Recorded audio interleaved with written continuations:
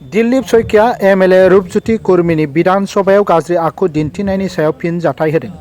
खेबब्रै गागि एमएलए जानो हानाय बिथाङा आयेन आफादाव गाज्रि आखु दिन्थिनायखौ मोजां मोनाखै। भारतीय जनता पार्टीहा बेबायदि आखुथायफोर गैया। गागि एमएलए रूपज्योति कुर्मीया बेबायदि आखुनिफ्राय जानगाराव थानांगौ। अराङाव दिनै अदालगुरि जिल्ला दुलाराय बाथौ गौथुमनि रुफाथि फोरबोआव बाहागो लानानै बिथाङा बे बाथ्राखौ बुंथियो।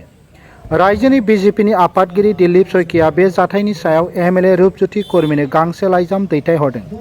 मरियानि बियाबनि एमएलए रूपज्योति कुर्मीया बेरेखा दोलोनि एमएलए अखिल गगৈ आरो शेरमान आलीखौ संसदआव गाज्रि आखु दिन्थिदोंमोन। बे जाथायखौ लानानै आसाम आयेन आफादनि जथुम्माया मावग्लुंदों।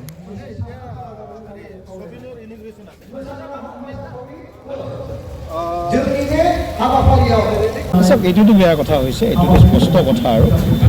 কিন্তু ৰূপজ্যোতি কুৰ্মী এজন জ্যেষ্ঠ জনপ্ৰতিনিধি, 4বাৰকৈ তেওঁ বিধায়ক হৈছে। যেতিয়া এজন বক্তাই বক্তব্য দি থাকে, মই সংসদ পৰিচালনা কৰোঁ, সেই বক্তাজনৰ বক্তব্য দি থাকোঁতে বাকীসকলে শুনাৰ এটা পৰম্পৰা আছে। সেই পৰম্পৰাটো কিন্তু কালি ভংগ হৈছে। কিন্তু ৰূপজ্যোতি ডাঙৰীয়াই কুৰ্মী ডাঙৰীয়াই যিখিনি আসনৰ পৰা যিটো মানে উঠি চোচা মাৰি গৈছে, সেইটো জনসাধাৰণে ভাল পোৱা নাই আৰু ভাৰতীয় জনতা পাৰ্টীৰ সংস্কাৰতো এইটো নাই। গতিকে ৰূপজ্যোতি কুৰ্মী ডাঙৰীয়াক আমি এখন পত্ৰ প্ৰেৰণ কৰিছোঁ আজি কিছু সময় আগত।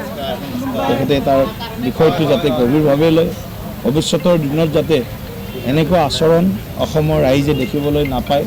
কাৰণ তেওঁ এজন চাহ জনগোষ্ঠীয় নেতাটো হয়েই, কিন্তু এজন 4বাৰকৈ নিৰ্বাচিত প্ৰতিনিধি, জ্যেষ্ঠ বিধায়ক। গতিকে মানুহে বহুত বেছি আশা কৰে জ্যেষ্ঠ বিধায়কৰ পৰা। গতিকে মই ভাবোঁ ৰূপজ্যোতি কুৰ্মীয়ে এই আচৰণ তেওঁ ইতিমধ্যে ক্ষমা বিচাৰিছে। মই ভাবোঁ তেওঁ আগন্তুক দিনত অসমৰ ৰাইজকো এবাৰ ক্ষমা বিচাৰিব আৰু আগন্তুক দিনত যাতে এনেকুৱা ধৰণৰ ঘটনাৰ মানে যাতে আৰু মানে আগত তেনেকুৱা কৰ্ম তেওঁ নকৰে, তাৰ বাবে তেখেতলৈ আমি আহ্বান জনাইছোঁ। হয়, আমাৰতো চাওক, আশাবাদী প্ৰশ্নটো তেনেকুৱা নহয়। প্ৰশ্ন হ'ল যে প্ৰস্তুতি কেনেকুৱা। আমি ইতিমধ্যে প্ৰস্তুতি চলাইছোঁ। ৰাভা হাছুঙত নিৰ্বাচনী প্ৰচাৰ চলিছে।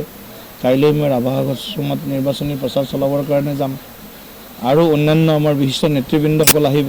গতিকে সুন্দৰ এক পৰিৱেশ য'তে যায় অসমৰ, বিশেষকৈ আমাৰ জনজাতীয় ভাইসকলৰ মাজত ভাৰতীয় জনতা পাৰ্টী NDAৰ প্ৰতি এক বিশেষ এটা মৰম আৰু তেওঁলোকৰ মানে আমাৰ ওপৰত আস্থা আৰু বিশ্বাস দিনক দিনে বাঢ়িছে।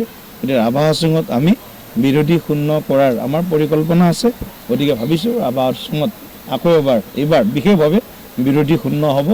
NDA 37টাৰ ভিতৰত 37টা জিকিবৰ কাৰণে সক্ষম হ'ব। তাৰ কাৰণে মই ৰাইজৰ আশীৰ্বাদ বিচাৰিছোঁ ৰাভা হাছুঙবাসী ৰাইজক। মাজবাটনিफ्राय जतिन नाथनि रिपर्ट NBT लाइभ।